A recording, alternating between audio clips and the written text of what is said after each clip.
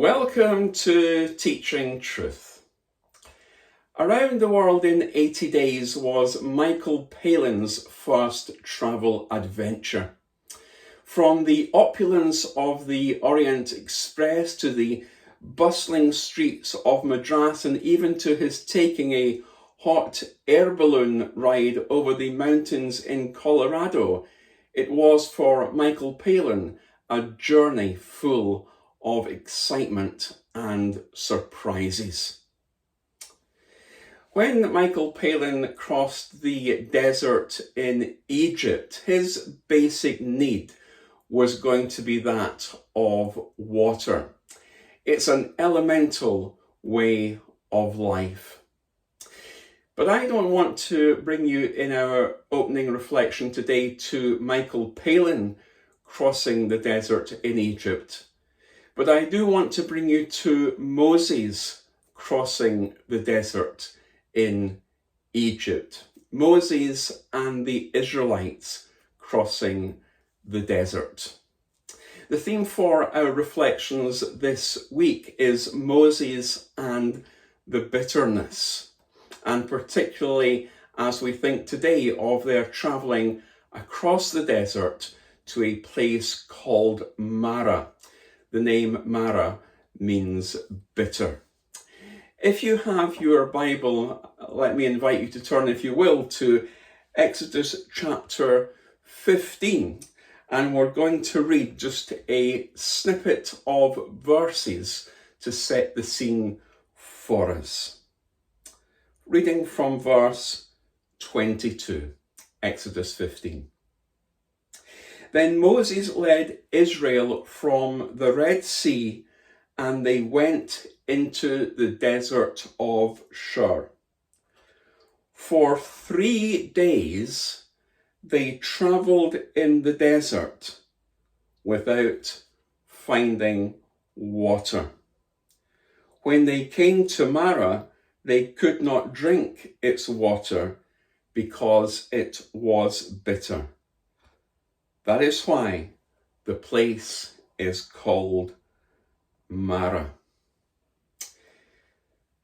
Now just pause and reflect on what had happened just a few days previously. Moses and the Israelites had crossed the Red Sea. The waves of the Red Sea had parted for them.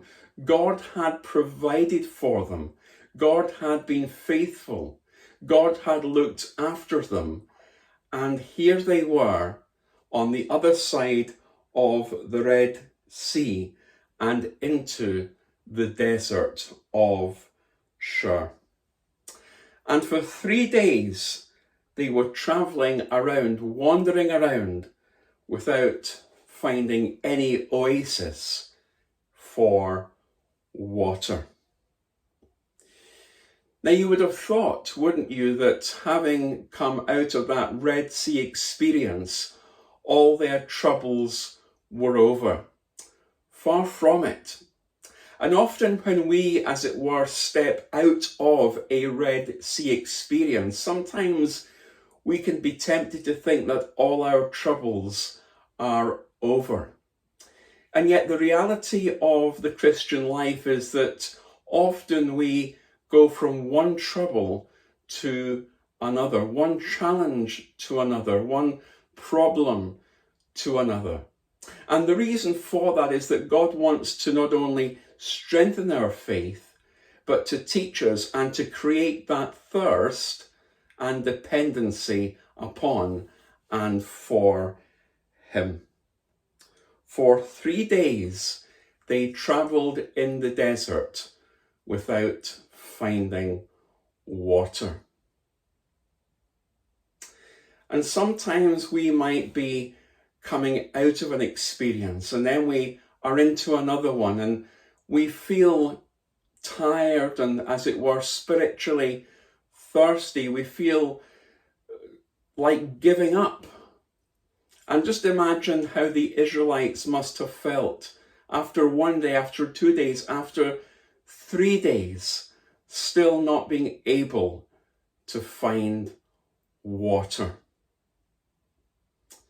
And yet, despite their circumstances, God was with them.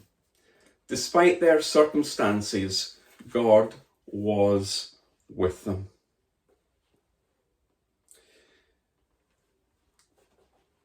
Sometimes God leads us to a Marah situation, to a Marah in our life. And it could well be that God has brought you through a Red Sea experience. And for a little while you thought everything in the garden was rosy. All your troubles literally were behind you. But perhaps right now God has brought you to a place where you are thirsty, where you are searching, where you're perhaps searching for meaning and reality and purpose in life. And perhaps God has created within you a thirst, a spiritual thirst. And he has created that spiritual thirst that he might, as it were, have your attention and lead you to that place where there is water.